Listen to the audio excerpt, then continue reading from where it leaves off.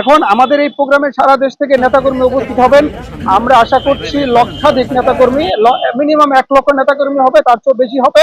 এবং আমরা জাতীয়তাবাদী ছাত্রদল এবং এর মাধ্যমে একটা প্রেস রিলিজের মাধ্যমে দেশবাসী এবং ঢাকাবাসীর কাছে ক্ষমা চেয়েছি, যেন জনদুর্ভোগ হয় আমাদের একটি দিনের জন্য, যেন তারা এটা মনে করে যে হ্যাঁ, জাতীয়তাবাদী ছাত্রদলের প্রোগ্রামটা যৌক্তিক। সেই সেই ভাবনা থেকে আমরা একটা প্রেস রিলিজ ইতিমধ্যে দিয়েছি। এই প্রোগ্রামকে কেন্দ্র করে যেন যান চলাচল বিঘ্নিত না হয় এবং যান চলাচল যেন স্বাভাবিক থাকে, সেই জন্য আমরা বিকল্প রুটের ব্যবস্থা করেছি।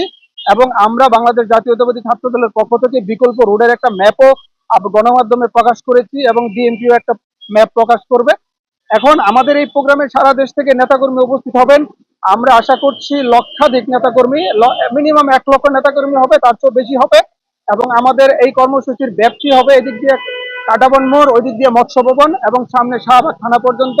এবং আমাদের স্টেজটা করাবে আমরা যেখানে দাঁড়িয়ে আছি ঠিক তার পিছনে 521 নম্বর যে পিলারটা আছে মেট্রো রেলের, এই পিলারের নিচে আমাদের মূল স্টেজের কাজ শুরু হবে রাত 12টার পর থেকে।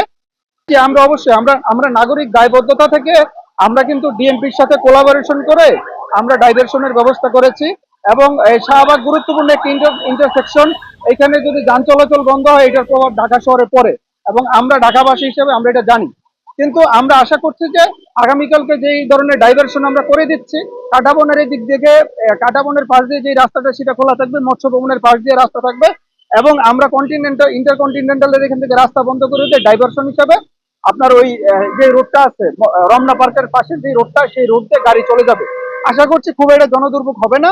তারপরেও যদি কোনো জনদুর্ভোগ হয় আমরা ঢাকাবাসীর কাছে ইতিমধ্যে দুঃখ প্রকাশ করেছি। সহনশীল এবং সহমর্মিতার রাজনীতির অংশ হিসাবে আমরা এনসিপি কে শহীদ মিনার ছেড়ে দিয়েছিলাম। আপনারা জানেন আমরা জুলাই এবং আগস্ট মাসে 24শে জুলাই এবং আগস্ট মাসে যে সংগ্রাম করেছিলাম, সেই সংগ্রামটা ছিল আমাদের শাহবাগ এবং শহীদ মিনার কেন্দ্রিক এবং এই আন্দোলনটা পুরো ঢাকা শহরে হয়েছিল।